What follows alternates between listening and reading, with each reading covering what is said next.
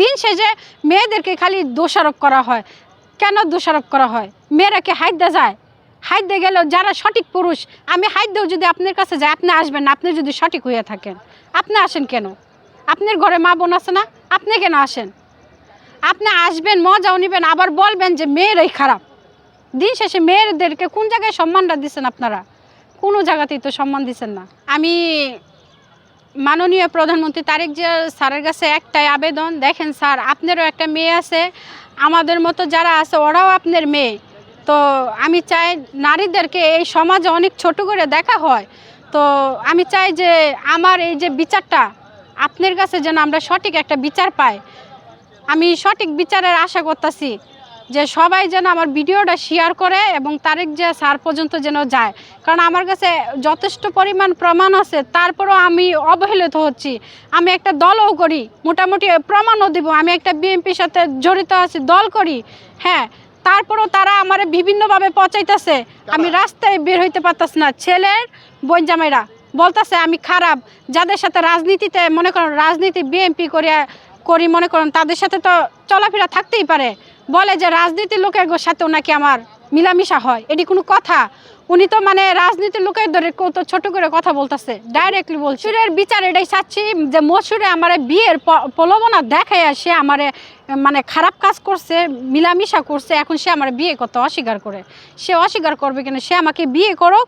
আর নাই তো আমি চাই এটা আইনের প্রশাসনের মাধ্যমে বলি যে এটা যথাযথ বিচারটা করেন আপনারা, যে না ওর ধারাতে যেন 8-10টা ছেলে যেন সোজা হয়ে যায়। মেয়ে যদি ইচ্ছাকৃতভাবে একটা ছেলের যদি সব কিছুই দেয়, বা আমি সব কিছু আপনার উজাড় করে দিলাম, আপনি যদি ভালো হয়ে থাকেন, সঠিক হয়ে থাকেন, আপনি কেন আসবেন আমার কাছে?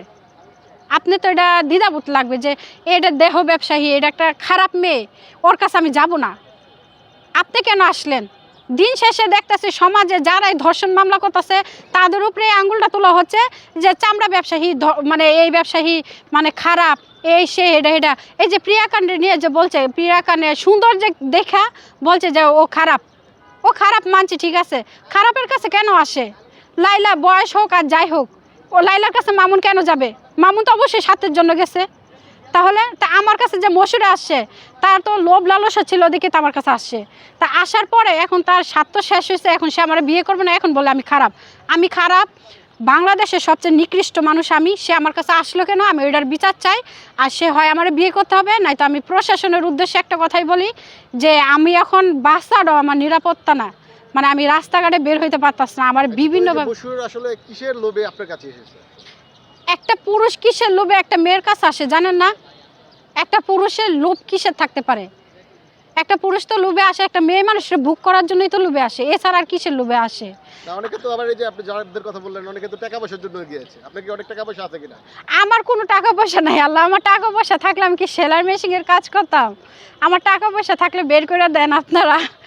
আমার টাকা থাকলে তো আমি একটু জায়গা কিনলাম, একটা ঘর করলাম, টিনের কইরা থাকলাম। আমার তো পায়ের নিচে মাটিটাও তো নাই, আমি থাকতেছি ভাড়া। আমার কাছে চলার মতো এই যে আজকে যে টাকা আসে, এত মনে করেন আরেকজনের কাছ থেকে 1500 টাকা ধার করে নিয়ে আসি।